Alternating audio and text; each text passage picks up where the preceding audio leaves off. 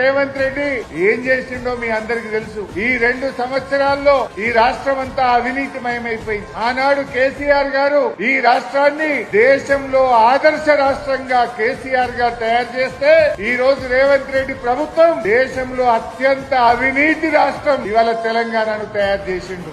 ఎవరైనా బిల్డింగ్ రేవంత్ రెడ్డి ఏం చేసిండో ప్రజలందరికీ తెలుసు. రేవంత్ రెడ్డి మీ స్కామ్లని బయట పెట్టిండు. కాళేశ్వరం ప్రాజెక్టులో నువ్వు నీ మామ కలిసి దోచుకున్నది బయట పెట్టిండు. ఈ కార్ రేసింగ్ బయట పెట్టిండు.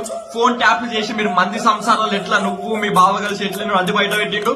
ప్రతి ఒక్కటి బయట పెట్టి ఈ రోజు మీరు ఏవైతే చేయని ప్రజలకు ఉద్యోగాలు ఇచ్చుట్లల్లా యువతను ముందుకు నడిపించుట్లల్లా మీరు ఎట్లా ఫెయిల్ అయ్యారో దాన్ని బయట పెట్టి ఈరోజు యువతకు ఉద్యోగాలు ఇస్తుండు. పేద ప్రజలను మీరు ఎట్లా దోచుకున్నారో దాన్ని పేద ప్రజలకు చెప్పి వాళ్ళకి ఫ్రీ బస్ ఇస్తుండు, ఫ్రీ కరెంట్ ఇస్తుండు, గ్యాస్ సిలిండర్ తగ్గిస్తుండు. రైతులకు ఎట్లా దోసుకున్నారు రైతులకు వివరించి రైతులకు రుణమాఫీ చేసిండు. ఈరోజు రైతులకు కావాల్సిన ప్రతి ఒక్కటి ఇస్తుండు.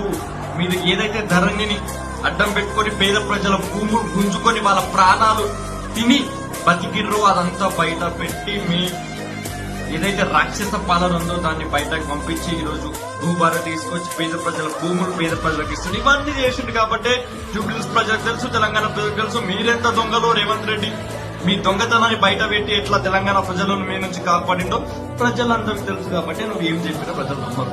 So that's fact. ఇప్పటి నుంచి అన్నా ఇవన్నీ మానుకుంటే తెలంగాణ ప్రజలు క్షమించి నెక్స్ట్ టైం కనీసం ఎమ్మెల్యే కన్నా గెలుస్తూ లేకపోతే వార్డు మెంబర్ గెలుచుకుంటే కష్టం ఉంది కూడా తెలుసు.